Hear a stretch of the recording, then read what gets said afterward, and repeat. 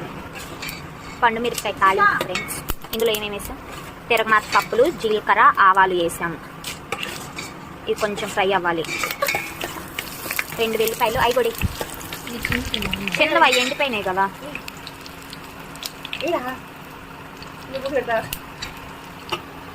ఆ చిన్నవన్నీ ఎండిపోయినాయి. కరివేపాకు ఇవి కొంచెం ఎర్రగా వచ్చాయి కదా. ఇందులో మీకు తగినంత పసుపు వేసుకోండి.